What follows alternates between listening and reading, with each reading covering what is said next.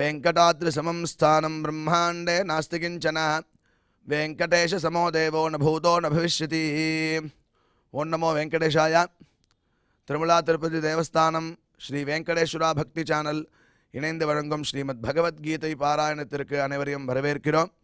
மூகம் கரோதி வாசாலம் அங்கும் லங்கயதே கிரிம் யத்கிருபாதமஹம் வந்தே பரமானந்த மாதவம்.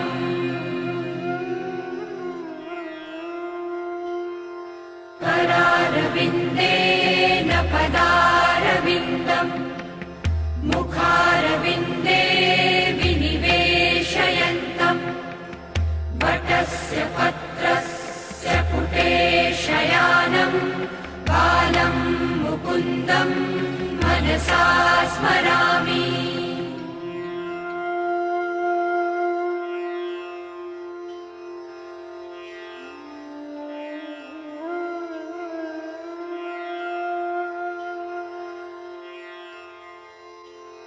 वसुदेवसुतं देवं कंसचाणूरमर्दनं देवकी परमानन्दं कृष्णं वन्दे जगद्गुरुम्.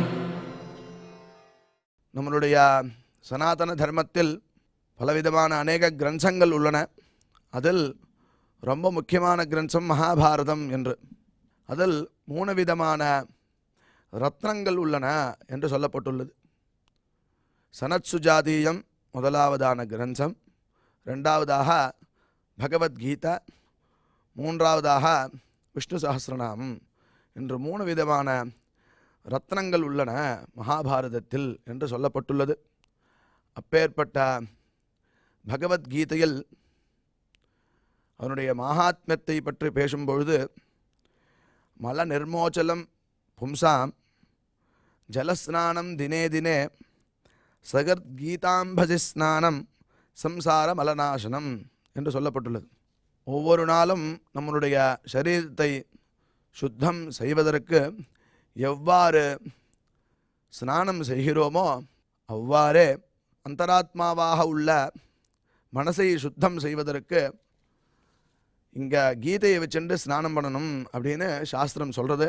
அப்படி பண்ண முடியுமா அப்படின்னு கேட்கலாம். பொதுவாக அதுக்கு சாஸ்திரமே பதில் சொல்கிறது, மானசம் ஸ்நானம் விஷ்ணு சிந்தனம் அப்படின்னு சாஸ்திரம் அழகாக காட்டுறது. மனசுக்கு ஸ்நானம் என்னடா அப்படின்னா விஷ்ணு சிந்தனை, பகவானை பற்றி ஸ்மரித்தோன்னா மனசில் உள்ளதான அழுக்கெல்லாம் போயிடும் அப்படின்னு இங்கே அழகாக சொல்லப்பட்டுள்ளது.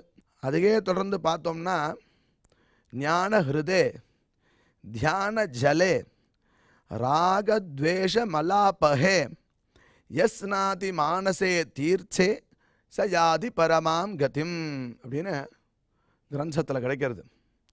ஞான ஹிருதே, ஞானம்ங்கிற ஒரு பெரிய ஹிருதத்தில் தியான ஜலம். அதில் என்னடா ஜலம் அப்படின்னா தியானம்ங்கிறது தான் ஜலமா. பகவானை பற்றி தியானம், அது ஒரு அழுக்க எடுக்கணுமோனோ, அது என்ன அழுக்க எடுக்க போகிறதுன்னா ராகத்வேஷ. ராகம்னா வேண்டியது, விருப்பு, துவேஷம்னா வெறுப்பு. விருப்பு வெறுப்பு அப்படிங்கிற வேண்டியது வேண்டாதது ரெண்டுமே இல்லாத ஒரு நிலையில் வரக்கூடியதான ஒரு நிலையை கொடுக்கறது அப்படிங்கிற ஒரு அழுக்க எடுக்கக்கூடியது ராகத்வேஷ மலாபஹே யஹா ஸ்நாதி மானசே தீர்ச்சே. அப்படியாகப்பட்ட இந்த தீர்த்தத்தில், மானசமான தீர்த்தத்தில் யார் ஸ்நானம் பண்ணுறானோ சஹா யாதி பரமாம் கதிம், அந்த மோட்ச சாதனத்தை அவன் அடைய முடியும் அப்படின்னு சாஸ்திரம் சொல்கிறது. அந்த வழியில் மானசம் ஸ்நானம் விஷ்ணு சிந்தனம் அப்படின்னு சொல்லியிருக்கு. விஷ்ணு சிந்தனையை ரொம்ப முக்கியமாக மனசுக்குண்டான ஸ்நானமாக சொல்லப்பட்டதுனால பகவானுடைய உபதேசங்களை இந்த இடத்துல கேட்கறதே நம்மளுக்கு மானசமான ஸ்நானம். அப்பேற்பட்ட ஸ்நானம் பண்ணுறதுக்கு பகவத் சிந்தனைக்கு முன்னாடி நாம் அனைவரும் குரு பிரார்த்தனை மற்றும் சங்கல்பத்தோட இந்த காரியத்தை நாம் துவங்கலாம்.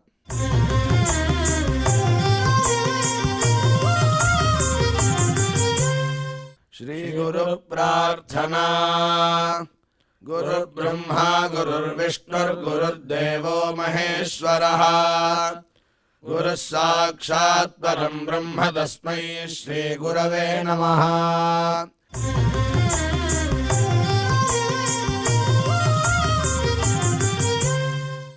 श्रीनिवास प्रार्थना। नमः क्षीराब्धिनाथाय वैकुण्ठाचलवासिने मुकुन्दाय नमो नित्यम् आनन्दाय नमो नमः।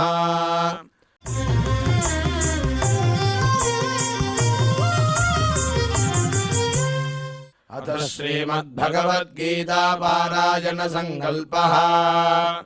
श्रीमदादिवराह क्षेत्रे विराजमानस्य अखिलाण्डकोटिब्रह्माण्डनायकस्य श्रीपद्मावतीजानेः भगवतः श्रीवेङ्कटेश्वरस्वामिनः दिव्यसन्निधौ जगद्गुरोः श्रीकृष्णपरमात्मनः अनुग्रहेण समस्तप्रपञ्चस्य विशेषतः भारतदेशस्य उत्तरोत्तर शुभसम्पत्समृद्ध्यर्थं श्रीमद्भारतदेशगत तपस्विजन तपोबलवृद्धिद्वारा समस्तस्यापि मानवसमाजस्य सर्वारिष्टपरिहारार्थम् एतद्देशवासिनां सर्वेषां सज्जनानां योगक्षेमार्थं राष्ट्रविरोधिनां निबर्हणद्वारा जनानां चित्तशान्ति चित्तस्थैर्य सन्तोषादि अभिवृद्ध्यर्थम् एतद्देशवासिनां परस्परविद्वेष परस्परनिन्दा परस्परहिंसादीनां निवृद्ध्यर्थं परस्परसौमनस्य सिद्ध्यर्थं समस्तपापक्षयार्थं श्रीमन्नारायणप्रीत्यर्थं श्रीपरमेश्वरप्रीत्यर्थं श्रीमद्भगवद्गीतायाः अखण्डपारायणं करिष्यामहे।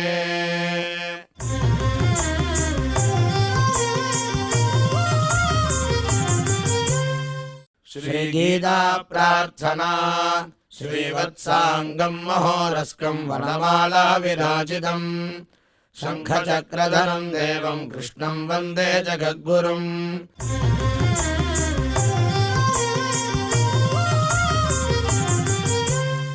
पार्थाय प्रतिबोधितां भगवता नारायणेन स्वयं व्यासेन ग्रथितां पुराणमुनिना मध्ये महाभारतम् अद्वैतामृतवर्षिणीं भगवतीम् अष्टादशाध्यायिनीम् अम्ब त्वामनुसन्ददामि भगवद्गीते भवद्वेषिणीम्।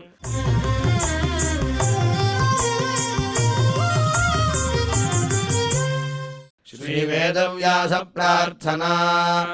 व्यासं वसिष्ठनप्तारं शक्तेः पौत्रमकल्मषम् पराशरात्मजं वन्दे सुखदातं तपोनिधिम्। यत्र योगेश्वरः कृष्णो यत्र पार्थो धनुर्धरः तत्र श्रीर्विजयो भूतिर्ध्रुवाणि धर्मधर्ममा।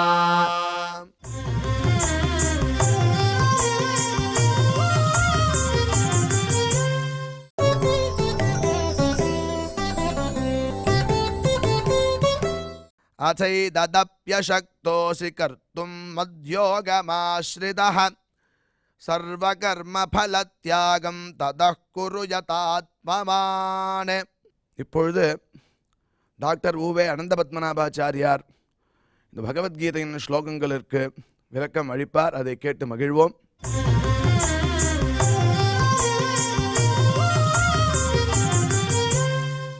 अथैतदप्यशक्तोऽसि कर्तुं मद्योगमाश्रितः सर्वकर्मफलत्यागं ततः कुरु यतात्मवान्.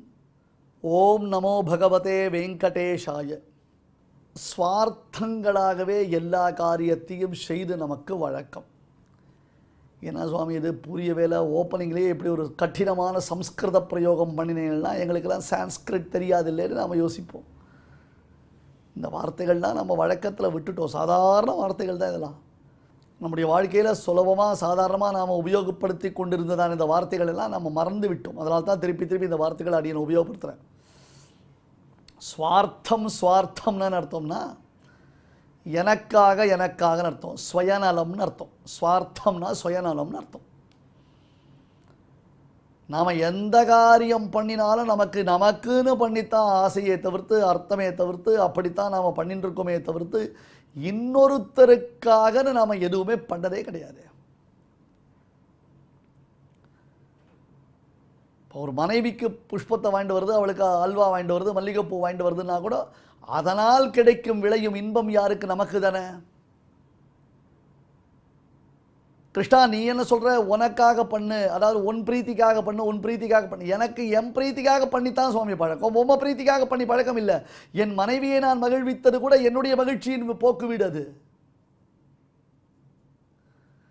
இல்லை நீ மகிழ போகிற, நீ என்னைக்கு மகிழ போகிற, அப்படியே இருந்தாலும் என் மனைவியிடத்தில் இப்போ எனக்கு உடனேயே கிடைக்கக்கூடிய ஒரு ஆனந்தம், ஒரு இன்பம், அது மாதிரியான ஒரு நிலைப்பாடு எனக்கு உடனே உங்ககிட்ட கிடைச்சிருமா? அதுவும் ஆதரவோடு பண்ணுன்னு சொல்கிறியப்பா.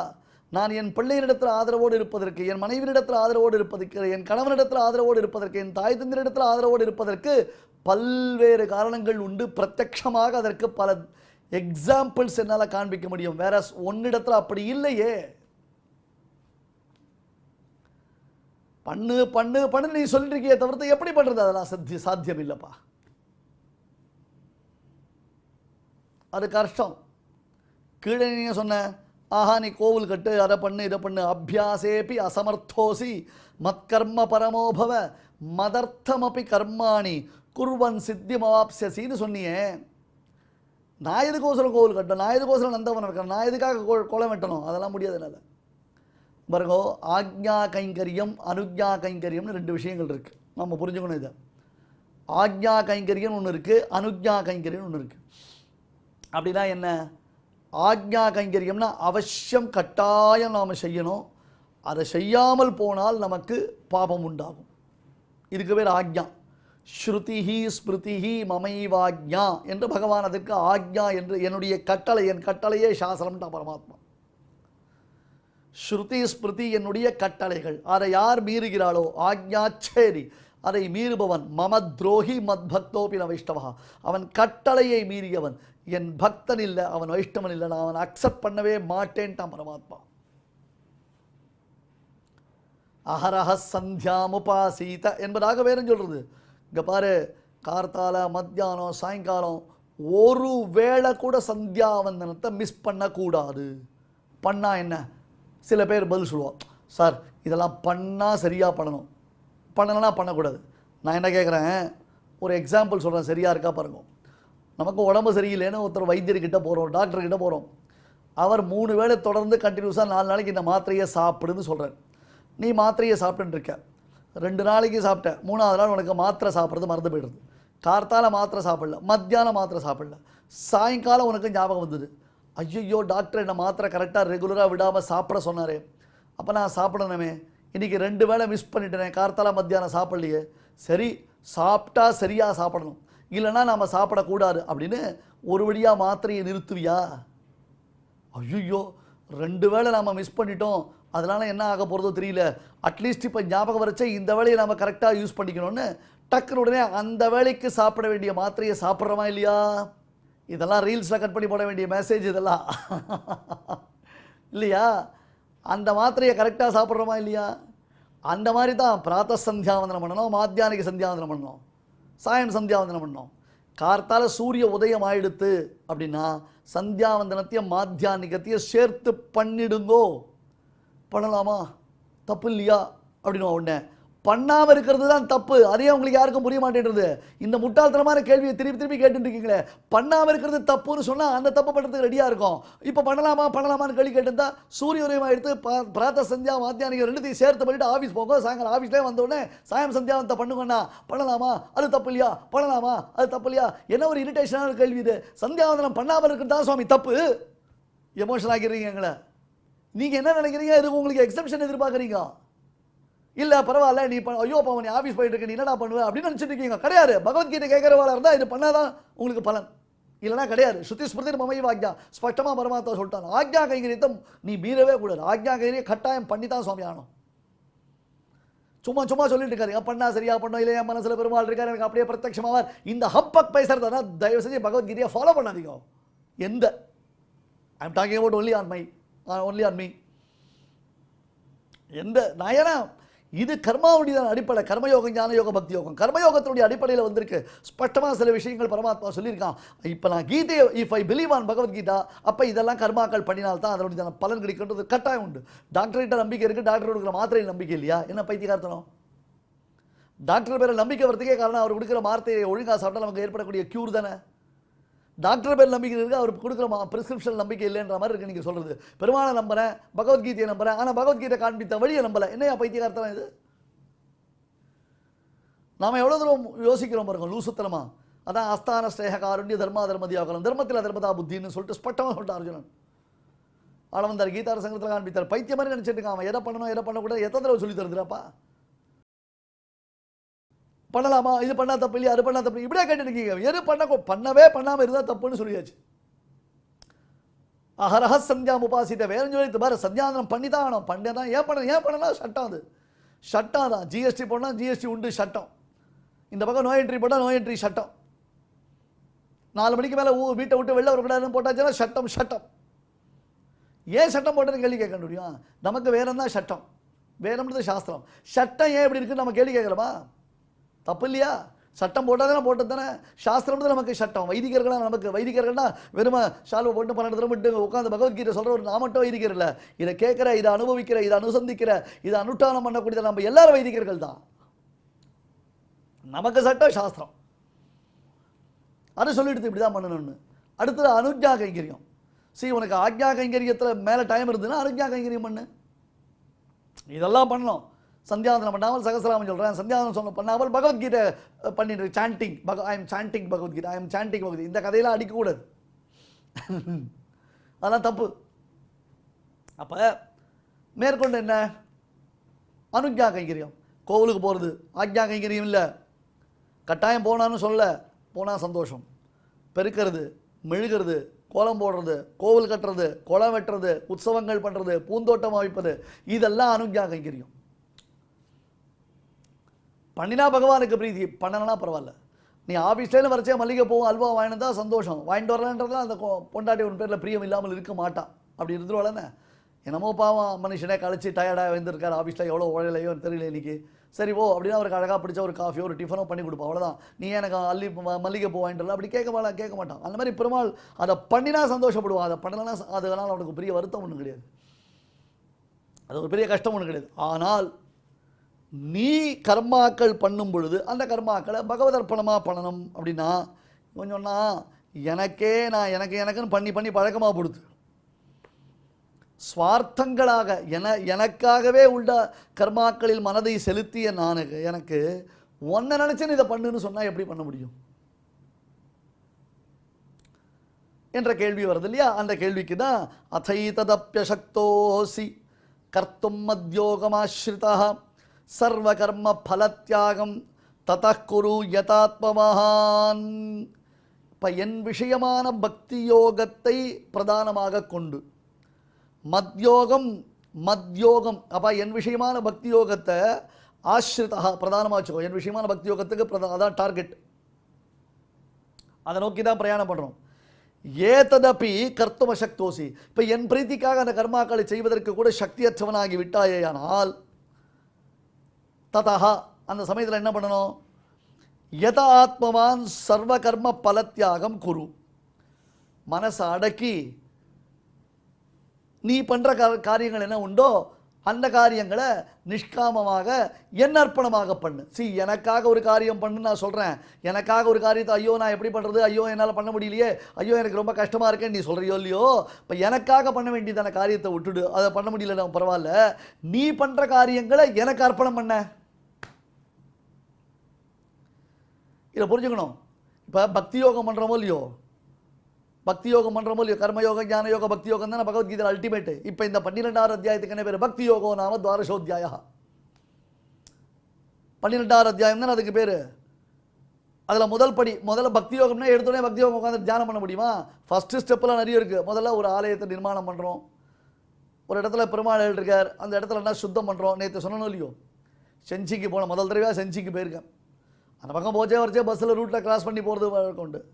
செஞ்சியில் வெங்கட்ரமண பெருமாள் சன்னதின்னு ஒரு பெரிய பிராச்சீனமான சன்னதி, 1000 கால் மண்டபம். பிரத்யட்சமாக அங்கே பார்த்தோம் சுவாமி, 1000 கால் மண்டபம். என்ன மாதிரி ஒரு மண்டபம், என்ன ஒரு கன்ஸ்ட்ரக்ஷன் அது. ட்ரோன் பார்வையில் பார்த்தாலே ஒரு ஆச்சரியமாக இருக்கும். அது 1000 கால் மண்டபம். வந்து அத்தகைய இடத்துக்கு போனோம்.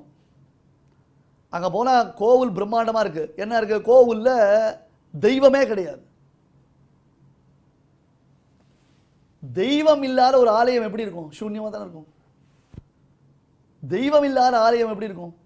எத்தனையோ ஆண்டுகளாக அந்த கோவிலில் அந்த ஆலயத்துக்குள்ள அந்த பிரம்மாண்டத்தை பார்த்தாலே ஒரு பிரமிப்பு ஏற்படுது. ஆனால் தெய்வமே இல்லாமல் அந்த ஆலயம் ஒரு சூன்யமாக இருந்தது. சில அன்பர்கள் பார்த்தா, ஐயோ இவ்வளோ பெரிய ஆலயத்தில் தெய்வமே இல்லாமல் இருந்தால் அது நியாயமானு நினச்சிண்டு எப்படியோ அரசாங்கத்தில் இடத்துல அதுக்கு உரியதான அனுமதிகளை எல்லாம் பெற்று அந்த ஆலயத்துக்குள்ளே இப்போ வெங்கடரமண சுவாமி என்று சுவாமி பெருமாள் ஒரு விக்கிரகத்தை நிர்மாணம் பண்ணி வச்சிருக்கான். இது ஒரு பெரிய கர்மயோகம் தெரியுமா உங்களுக்கு? இது எல்லாருக்கும் தோணுமா? அதுவும் இல்லாமல் அவள் கேரக்டராக இருந்தது, கூடவே இருந்து அந்த பெருமாளுக்கு கைங்கரியம் பண்ணிட்டு இருக்கான். கார்த்தால 9 மணிலேருந்து சாயங்காலம் 5 மணி வரலாம் யார் போனாலும் அந்த பெருமாளை போய் சேவிக்கலாம், கன்ஃபார்ம்டாக போய் சேவிக்கலாம், ஒரு பிரச்சனையும் கிடையாது. ஒரு விக்கிரகத்தில் பெருமாள் இருக்கார், 2 பக்கம் ஸ்ரீதேவி பூதேவி, சின்ன விக்கிரகமாக எல்லாம் பண்ணிருக்கா. அது ஆயிரக்கணக்கான ஆண்டுகள் பழமையான கோவில். இன்றைக்கி அந்த கோவிலுடைய சிற்பக்கலைக்கெல்லாம் நம்மளால் ஒன்று கை கூட வைக்கவே முடியாது. அப்பேற்பட்டதான அந்த கோவில் சூன்யமாக இருந்திருக்கு. படையெடுப்பினால போர்களினாலே அந்த கோவிலில் இருந்த விக்கிரகங்கள் சூறையாடப்பட்டு பின்னப்படுத்தப்பட்டிருக்கின்றன. கட்டாயம் உங்களுடைய பிள்ளைகளை அழைத்து சென்று இந்த வரலாற்று பேரழிவை அவர்கள் உள்ளத்தில் பதிவு செய்யுங்கள். இந்த தேசம் எப்படியெல்லாம் அந்நியர்களாலே சூறையாடப்பட்டிருக்கிறது என்பதை நீங்கள் காண்பியுங்கள். இந்த தேசத்திற்கு நம்முடைய இளைய சந்ததியினர், அடுத்த தலைமுறையினர் இந்த தேசத்திற்காகவே அவர்கள் பிறந்து இந்த தேசத்திற்காகவே தங்களை பண்படுத்திக் கொள்ள வேண்டும் என்பதை அவர்கள் உள்ளத்தில் உரையச் செய்திடுங்கள். தெய்வ பக்தி, தேசபக்தி, இது ரெண்டுத்தையும் பசங்களுக்கு ஊட்டணும். அதுக்கு இந்த மாதிரி இடத்துக்கு அழிச்சுன்னு போகும். எங்கெங்கேயோ பிக்னிக் ஸ்பாட்லாம் போகிறோமோ இல்லையோ, மண்ணாங்கட்டிலாம் போகிறோமோ இல்லையோ, போயிட்டு வாங்க, அதெல்லாம் தப்பு சொல்லலை, ஜாலி ஃபன்னு அதெல்லாம் இருக்கட்டும். பட் இதை காண்பிக்கணும். எதுக்காகனா அங்கே ஒரு சிலர் முயன்று அந்த திருக்கோவிலை பாழ்படுத்தாமல் மண்மேடிட்டு இருந்தது. அந்த திருக்கோவில் சொல்லச்சவே ஆச்சரியமாக இருக்குது. 1987 தான் ஒரு வழியாக அதை ரிட்ரைவ் பண்ணிருக்கா. 1987 தான் அந்த கோவிலை மறுபடியும் ரிட்ரைவ் பண்ணிருக்கா. கிட்டத்தட்ட 40 years பேக் ரிட்ரைவ் பண்ணிருக்கா. அதுக்கு முன்னாடி வரலாம் அந்த கோவில் முழுக்க மண்மேடிட்டு இருந்தது. அவ்வளவு பிரம்மாண்டமான கோவில் முழுக்க மண்மேடிட்டு இருந்தால் எப்படி இருந்திருக்கும்? எவ்வளவு நுணுக்கமான மண்டபங்கள், எவ்வளவு நுணுக்கமான பிராகாரங்கள், எவ்வளவு நுணுக்கமான கோபுரங்கள் இருந்திருக்கு தெரியுமா? இப்போ ஒரு சிலர் முயன்று அந்த கோவிலில் ஒரு விக்கிரகத்தை பிரதிஷ்டை செய்து எல்லோரும் வந்து வழிபடும்படியாக ஒரு ஏற்பாடை பண்ணி வச்சிருக்காளோ இல்லையோ, இதெல்லாம் பக்தி யோகம் பின்னாடி செய்வதற்கு நமக்கு ஸ்டெப்பிங் ஸ்டோன்ஸ். புரிஞ்சுதா? அதை கூட பண்ணுறதுக்கு ஒருத்தனுக்கு தகுதி கிடையாது. ஆமாம், இருக்கலாமே. என்னால் முடியாது சார், கவர்மெண்ட்டில் நித்தியம் போய் போராடி அப்போ அவகிட்ட பேசி அவளை கன்வின்ஸ் பண்ணி அதுக்கப்புறம் அவளுக்கு புரிய வச்சு அங்கேருந்து ஒரு விக்கிரகத்தை ரெடி பண்ணி அந்த விக்கிரகத்தை கொண்டு வந்து வச்சா, இந்த கல்லை நீ நகுத்திட்ட, அந்த கல்லை நீ பேத்துட்ட, அதை நீ சரியாக வைக்கல, இதை சரியாக போடலன்னு ஏதாவது சொல்லுவான் நம்மளை. அப்படின்னு பயந்து நாம இதெல்லாம் நல்லா முடியாது, என்ன பண்ணலாம் அப்படின்னு கேட்டால் அதை விட்டுடு. சரி பரவாயில்ல, நிஷ்காமியமான கர்மாக்களை செய்கின்றான் பரமாத்மா. அது என்ன நிஷ்காமியமான கர்மா? இப்போ பாருங்க, எக்ஸ்பிளனேஷனில் பார்த்தா புரியும். இப்போ பக்தி யோகம் என்பது இருக்கே, அது ஒரு பிரம்மாண்டமான மரம் மாதிரி, அது விருட்சம் மாதிரி. அது இப்போ அவ்வளவு பெரிய ஆலமரம், பக்தி யோகம்ன்றது ஒரு பிரம்மாண்டமான ஒரு ஆலமரம். அந்த பிரம்மாண்டமான ஆலமரம்ன்றது அந்த பக்தி யோகம் வளருவதற்கு முதல்ல பீஜாங்குரம் பண்ணணும். ஒரு சின்ன விதையை நட்டு வைக்கணும். ஆலமரத்தின் விதையை பார்த்துருக்கீங்களா? இத்திரூண்டு இருக்கும் ஆலமரத்தினுடைய விதை,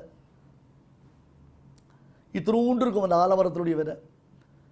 அத்தனோண்டு ஆலமரம் விதை நட்டு அதிலேருந்து அவ்வளவு விழுது வாங்கி வைரம் பாய்ந்து நூற்றாண்டுகளை கடந்த ஒரு ஆலமரம் உண்டாக வேண்டும் என்றால் எவ்வளவு வளர்ச்சி அதுக்கு தேவை. அப்போ முதல்ல பீஜம், அந்த விதையை நட்டு வைக்கிறது தான் இனிஷியல் ஸ்டேஜ். அதை தான் ஓப்பனிங்கில் நாம் பண்ணணும், அதை தான் முதல்ல பண்ணணும். அந்த விதையை நட்டு வைத்து என்ன அதுக்கப்புறம் மேற்கொண்டு அதை வளர ஆரம்பிக்கிறோமோ இல்லையோ.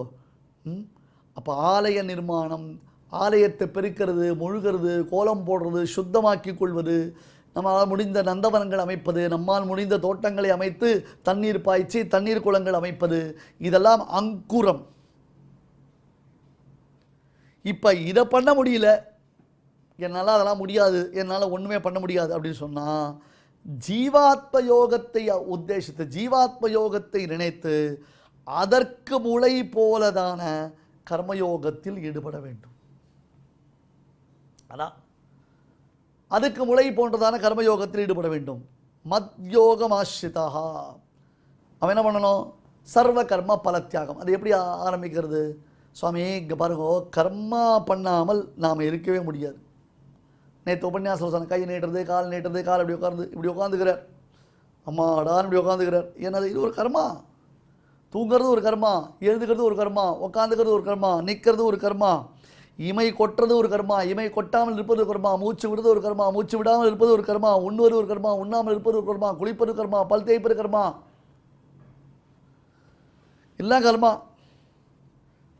அதே மாதிரி ஆக்ஞா கைங்கிரியம், அனுஜா கைங்கிரியம், நித்திய கைங்கிரியம், நைமித்திய கைங்கிரியம்.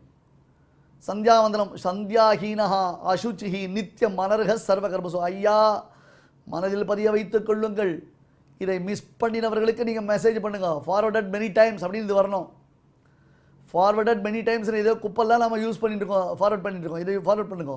சந்தியாவந்தனம் செய்வதற்கு தகுதியானவன். ஏன்னா எல்லாருக்கும் சந்தியாவந்தனம் கிடையாது, அதை புரிஞ்சுக்கோங்க. இன்னும் சில பேர் சொல்லுவாங்க, நான் சந்தியாவந்தனம் பண்ணல, நான் வெறும் காயத்ரி மந்திரம் மட்டும் சொல்கிறேன்வா, நான் காயத்ரி மந்திரத்தை மட்டும் சொல்லிட்டு இருக்கேன்வா.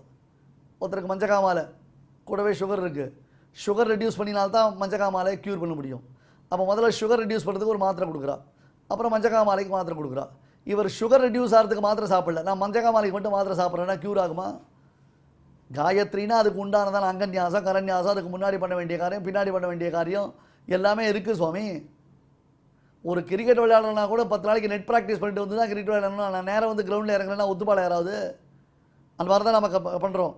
அப்போ அதனால் சந்தியாவந்தனம் முதலான நித்திய கர்மாக்கள், நைமித்திக கர்மாக்கள் இவற்றை நாம் செய்யும் பொழுது என்ன பண்ணணும்? இதை செய்யும் பொழுது பகவதர்ப்பணம் பண்ணணும். இதை பண்ணும்பொழுது கிருஷ்ணார்ப்பணம் அப்படின்றதாக சொல்லி எல்லாத்தையும் பரமாத்மாவுக்கு அர்ப்பணம் பண்ணணும். கர்மாக்களை செய்து அதனுடைய பலனை அர்ப்பணம் பண்ணணும். கர்மாக்களை அர்ப்பணம் பண்ணால் கர்மாவே பண்ணாமல் கிருஷ்ணார்ப்பணம் பண்ணிட்டேன், கிருஷ்ண கிருஷ்ண கிருஷ்ண ராம ராம ராம ஹரே ராம ஹரே ராம ராம ராம ஹரே ஹரே ஹரே கிருஷ்ண கிருஷ்ண கிருஷ்ண ஹரே ஹரே. ரைட், ஓகே, நான் சந்தியானம் பண்ண வேண்டாம், பகவன் நாமா சொல்லிட்டேன். ஏமாத்தல், உதப்பா பெருமாளுத. சந்தியானம் பண்ணி முடிச்சுட்டு ஹரே ராம ராம ராம ஹரே ஹரே 100 தடவை சொல்லு, 1000 தடவை சொல்லு, தப்பு கிடையாது. ஆனால் பாவங்கள் தொலையணும்னு சொன்னால் கர்மாக்களை செய்ய வேண்டும், நித்திய கர்மாக்களை விடாமல் செய்ய வேண்டும். அத்தகைய நித்திய கர்மாக்களை பகவதர்ப்பணமாக செய்ய வேண்டும். அப்படி பகவதர்ப்பணம் செய்தால் மட்டும்தான் பாபங்கள் தொலையும். பாபம் தொலைந்தால் மனது சுத்தமாகும். மனது சுத்தமானால் ஜீவாத்ம தியானம் சம்பவிக்கும். ஜீவாத்ம தியானம் நிலைத்தது என்றால் ஜீவ சாட்சா்காரம் ஏற்படும். ஜீவ சாட்சா்காரம் ஏற்பட்டது என்றால் பகவானிடத்தில் பக்தி தானாகவே உண்டாகும். இவ்வளவு பர்வக்கிரமம் இருக்கு சுவாமி, போருமா?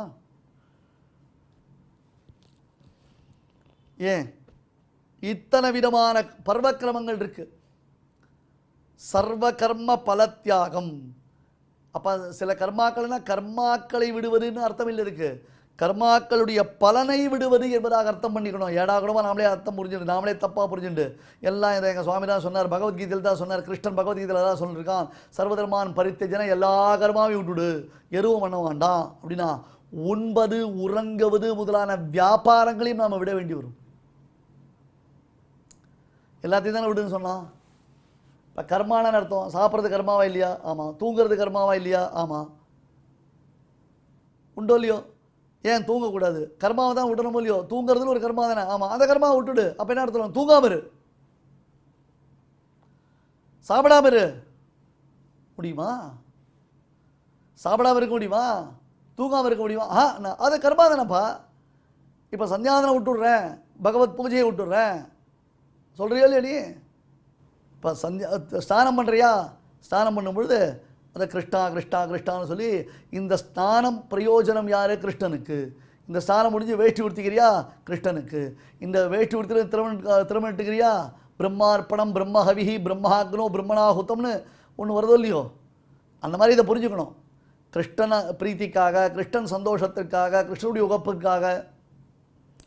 அலுவலகத்திலே வந்த உடனே ரொம்ப உடம்பெல்லாம் கசகசான்னு இருக்குது அப்படின்னே நாம் குளிச்சுட்டு ஃப்ரெஷ்ஷாக வந்தால் என்ன பண்ணுறோம்? நம்மளை சுற்றி இருக்கிறவள சந்தோஷப்படுறோம். அப்பா உள்ள வரைச்சவே ஒரு மாதிரி இருந்தது, இப்போ நல்லா குளிச்சுட்டேன், ஃப்ரெஷ்ஷாக இருக்கேன் அப்படின்றவளோ இல்லையோ? அந்த உகப்புக்காக பண்ணக்கூடியதான காரியத்தை பகவத் உகப்புக்காக பண்ண. புரிஞ்சுதா? நம்ம கதை எப்படி இருக்கு பாருங்க. இதை சுவாமி தேசிகன் ஒரு கதையாக சொல்கிறார். சுவாமி ஸ்ரீபாஷிக்கார் எம்பெருமானாலும் இதை ஒரு கதையாக காண்பிக்கிறார். அதாவது ஒரு குழந்தை ராஜகுமாரன் அரண்மனையில் விளையாடிந்தான். பந்து அரண்மனைக்கு வெளியில் விழுந்துருத்து. இந்த குழந்தை ஒரு ஆவலில் பந்தை தேடி வெளியில் வந்துடுத்து. இந்த குழந்தை வெளியில் வந்ததை யாருமே கவனிக்கலை. அப்படியே போன குழந்தை வழி மாறி போயிடுது. அரண்மனைக்குள்ள பந்து விளையாடி கொண்டிருந்த சிறு குழந்தை, கை குழந்தை, ஒன்றும் தெரியாத குழந்தை, அரியா பருவம்னு சொல்கிற போது அந்த மாதிரி குழந்தை பந்து வெளியில் விழுந்தோடனே பந்தை தேடி வந்தது, வழி தவறி போச்சு. திருப்பியும் அது அரண்மனைக்கு போகிறதுக்கு வழி தெரியல.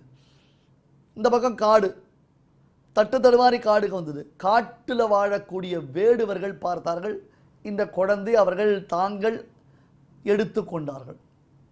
அவளுக்கு இது ராஜகுமாரன், ராஜாவுடைய பிள்ளை, இதெல்லாம் எதுவுமே தெரியாது அவளுக்கு. ஏதோ ஒரு குழந்தை காட்டில் வழி தப்பி வந்துடுது, சரி அந்த குழந்தையை நாம் நல்லபடியாக வளர்க்கலாவா அப்படின்னு அந்த குழந்தைய அழிச்சுன்னு போயிட்டாவா. காட்டில் வசிக்கக்கூடிய காட்டுவாசிகள் எப்படி இருப்பா? பச்சை ரத்தத்தை குடிப்பா, பச்சை மாமிசத்தை சாப்பிடுவா, எல்லாம் அவகிட்ட வயலண்ட்டான காரியமாக தான் இருக்கும். இப்போ கொடூரமாக வரவா போகிறவா அடிப்பா, வழிப்பறி பண்ணுவா, கொலை பண்ணுவா, கொள்ளை பண்ணுவா, எல்லாம் பண்ணுவா. அதே கேரக்டர் தான் இந்த ராஜகுமாரனுக்கு வருது. இவனுக்கு தான் தான் ராஜகுமாரன் தெரியாதே, தான் யாருனே அவனுக்கு தெரியாது. இது கண்டினியூ ஆகிட்டு இருக்கு. கொஞ்ச நாள் கழித்து காட்டில் சில மகரிஷிகள்லாம் வரா. இந்த பையன் பச்சை மாம்சத்தை சாப்பிட்டு கடிச்சுன்னு உட்காந்துட்டு இருக்கான். அவள் பார்த்தா, ஆஹா இந்த பையனை எங்கேயோ பார்த்த மாதிரி இருக்கேன். ஏன்னா இந்த முகத்தில் வரக்கூடிய ராஜ லக்ஷணங்கள் என்ன இருந்தாலும் அரச குடும்பத்தில் பிறந்தானே, அதனால் ஒருத்தனுக்கு அந்த அரச லக்ஷணம் தெரியுமோ இல்லையோ, முகத்தில் அந்த பொலிவு தெரியுமோ இல்லையோ, அதை அவன் பார்க்குறான். அதை பார்த்தா அவளுக்கு கொஞ்சம் யோசிக்கிறான். அங்கே இருக்கிற காட்டுவாசிகள் கிட்டே கேட்குறான், ஏண்டாப்பா இந்த பையனை பார்த்தா உங்களுக்கு பிறந்த பையன் மாதிரி தெரியலையே, வித்தியாசமாக இருக்காளே இந்த பையனை. மகரிஷிகள் யாரோ கேட்குறாளேன்னு அவன் உண்மையை சொல்கிறான். சாமி, ஒரு 20 வருஷத்துக்கு முன்னாடி காட்டில் இந்த குழந்தை தனியாக சுற்றி இருந்தது தான் சாமி. ஐயோ பாவம், இந்த குழந்தையை காப்பாற்றி நாங்கள் கொண்டு வச்சுட்டுருக்கோன்னு. ஆஹா, விஷயம் புரிஞ்சு போச்சு. அங்கே ராஜாவா தன் குழந்தை எப்படி காணாமல் போச்சு, எந்த பக்கம் போச்சு, அந்த குழந்தையை எப்படி கண்டுபிடிக்கிறதுன்னு தெரியாமல், அது உசுரோடு இருக்கா இல்லையான்னு தெரியாமல் அவன் தாடி வளர்த்துட்டு சோகத்தில் உட்காந்துருக்கான் ராஜா. கட்சியில் பார்த்தா இந்த குழந்தை வேடுவச்சேரியில் வளருது. சரிதாண்டா இதான் விஷயம்னு புரிஞ்சுட்டா. நேர போய் ராஜா கிட்ட சொன்னான், ராஜா 20 வருஷம் கழிச்சு உன் குழந்தை கிடச்சா என்ன பண்ணுவோம்? ஐயோ அப்படியே வாரி எடுத்துப்பேன், உச்சி புகருவேன், அவனை தூக்கின்னு வந்து இந்த சிம்மாசனத்தில் உட்கார வச்சு ராஜாவாக பட்டாபிஷேகம் பண்ணி வைப்பேன். நான் காத்துட்டுருக்கேன் அந்த குழந்தை எப்போ எனக்கு கிடைக்கும், அந்த குழந்தை எப்போ கிடைக்கும்னு. அப்படி கூட ஒரு பாக்கியம் உண்டா எனக்கு? தெய்வம் அப்படி ஒரு அனுகிரகம் பண்ணுமா? அந்த குழந்தை உசுரோடு இருக்கா, உசுரோடு இருக்கிறதுக்கு வாய்ப்பு உண்டா அப்படின்னு ராஜா கதறான். வெயிட் பண்ணு ராஜா அப்படின்னு சொல்லிட்டு இவா திருப்பி காட்டுக்கு வரா. அந்த பிள்ளையை பார்க்கிறா. அந்த பிள்ளைகிட்ட அவனை குறித்த செய்திகளை சொல்லுகிறார்கள், அந்த உண்மைகளை சொல்லுகிறார்கள் அவளிடத்தில். நீ யார் தெரியுமா கண்ணா? நீ தான் ராஜாவுடைய பிள்ளையா? அவன் பார்த்தான், நானா இந்த நாட்டுக்கு ராஜாவுடைய பிள்ளையா? நிஜமாவா? எனக்கா ராஜ சம்பந்தம் இருக்கா? ஆமாண்டா கண்ணு பாரு, உன்னுடைய ரிசம்பிளன்ஸ் பாரு, ராஜாவுடைய ரிசம்பிளன்ஸ் பாரு. ராஜாவுடைய ஃபோட்டோ காமிக்கிறான் அந்த பையன் கிட்ட. அப்போ அந்த பையன் தயங்குறான், ரொம்ப வருத்தப்படுறான். நீங்கள் சொல்கிறதெல்லாம் பார்த்தா ரொம்ப பெரிய விசேஷமாக இருக்குது, ஆனால் ராஜா எவ்வளோ பெரியவன், எவ்வளோ டீசெண்டாக இருக்கிறவன். எனக்கு பாருங்கள், நான் மொத்தம் இன்டீசென்ட்டு. எனக்கு I don't know how to behave, எப்படி நடக்கணும்னு கூட எனக்கு தெரியவே தெரியாது. நான் கஷ்டப்பட்டுட்டு இருக்கேனே. எனக்கு அவர்கிட்ட போகணும்னு ஆசையாக தான் இருக்குது, ஆனால் போகிறதுக்கு வழி இல்லையே. நான் போனேன்னா அக்லியாக அவ்வளோ அழுக்காட, சரியாக கூட குளிக்க மாட்டேன், சரியாக கூட பல்லு தேய்க்க மாட்டேன், சரியாக கூட ட்ரெஸ்ஸு போட்டுக்க மாட்டேன், காட்டு விலங்கு எடுத்துகிட்டு உடம்பை தோலை போட்டுருக்கேன். நான் என்னை போய் இன்றைக்கி அழைச்சிட்டு போகிறீங்களேண்ணா? அதெல்லாம் ஒன்றும் இல்லை, உங்கள் அப்பா பார்த்தா உன்னை உச்சி வந்து தூக்கி வச்சுப்பார், உன்னை பட்டாபிஷேகம் பண்ணி உன்னை கொண்டாடுவார். அந்த அளவுக்கு உங்கள் அப்பா அவன் பேரில் பிரீத்தியோடு இருக்கார். அப்படின்னே அப்படியான்னு இந்த பிள்ளைக்கு கொஞ்சம் கொஞ்சமாக ராஜா பேரில் பிரியமானது உண்டாகிறது. ஆஹா, நாமும் அரசபோகங்களை அனுபவிக்கலாம் என்பதாக ஒரு ஆசைப்படுகிறான். அதே போல இந்த ஜீவாத்மஸ்வரூபத்தை ஒருவன் பார்த்தானேயானால் தனக்கும் பரமாத்மாவான பிதாவுக்கும் உள்ளதான சாமியம் சம்பந்தத்தை, தனக்கும் அரசனுக்கும் இருக்கிற சம்பந்தத்தை பார்ப்பதை போல பார்க்கிறான். அதனாலே அந்த தந்தையாரிடத்தில் இவனுக்கு ஒரு அன்பு தானாகவே கரை புரண்டு ஓடுகிறது. எனவே அர்ஜுனா, நீ என்ன பண்ணுற அப்படி கேட்டால், கொஞ்சம் கொஞ்சமாக என்ன பண்ணோம், நித்திய நைமித்திக கர்மாக்களை செய்யும் பொழுது பகவதர்ப்பணம் செய்து பாவங்கள் தொலைந்து, அந்த பாவங்கள் தொலைந்து மனது சுத்தமாகி, அப்படி மனது சுத்தமானால் ஜீவாத்ம தியானம் சம்பவித்து, ஜீவாத்ம தியானம் நிலைத்தது என்றால் ஜீவ சாட்சா்காரம். அந்த ஜீவ சாட்சா்காரத்தினாலே பகவானிடத்தில் பக்தியானது உனக்கு தானாகவே உண்டாகும்.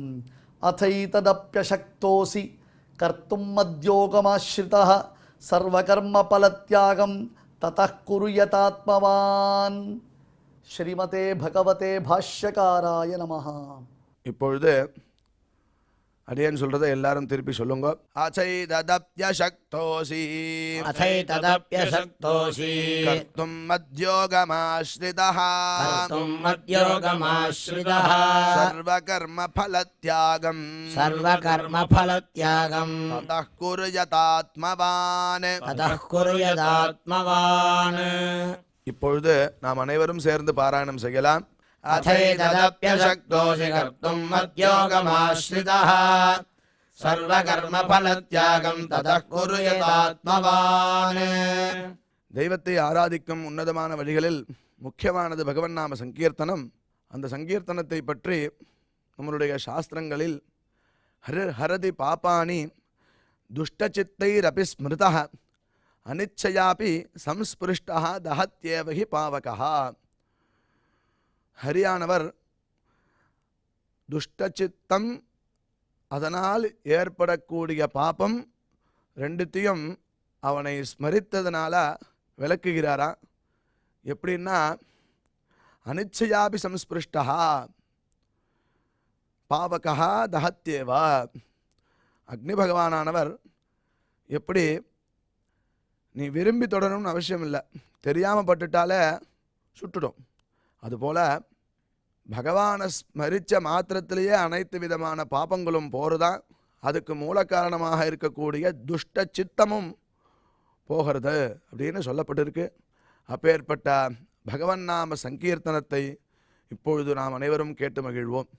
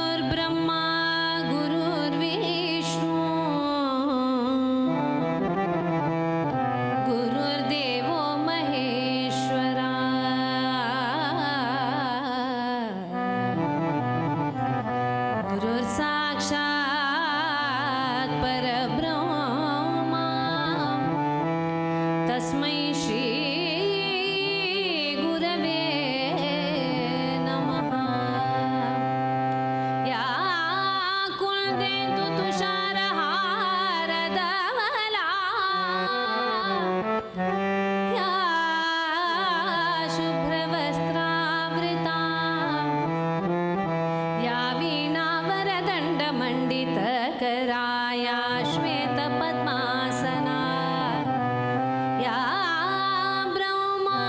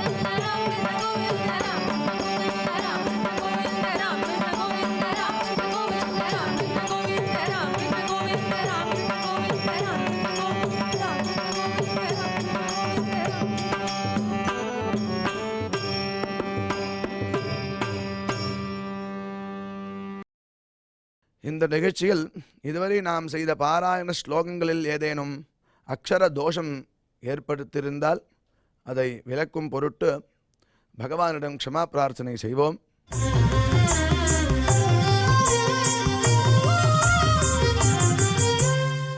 अथ क्षमा प्रार्थना यदक्षरपदभ्रष्टं मात्राहीनं च यद्भवेत् तत्सर्वं क्षम्यतां देवनारायण नमोऽस्तु ते।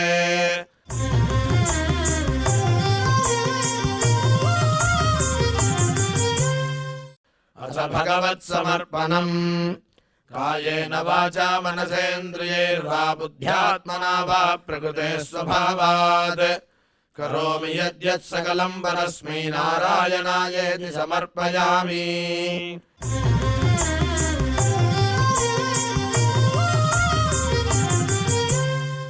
अथ लोकक्षेम प्रार्थना सर्वे भवन्तु सुखिनः सर्वे सन्तु निरामयाः सर्वे भद्राणि पश्यन्तु मा कश्चित् दुःखभाग् भवेत्. சுவாமியினுடைய அருள் நாம் அனைவருக்கும் கிடைக்க வேண்டி மங்களாசாசனத்துடன் இன்றைய நிகழ்ச்சி நிறைவு பெறுகிறது. மீண்டும் இதே நிகழ்ச்சியில் நாளை சந்திக்கலாம். ஓம் நமோ வெங்கடேஷாய.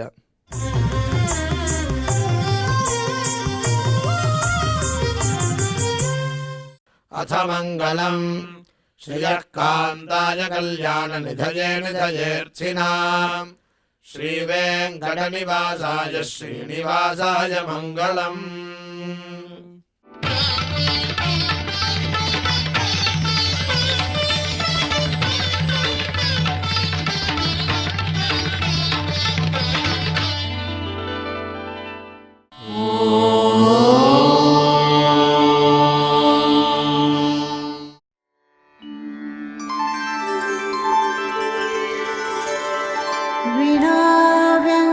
विनाव्यङ्कटेशं ननाथो ननाथः सदा व्यङ्कटेशं स्मरामि स्मरामि हरे व्यङ्कटेश प्रसीद प्रसीद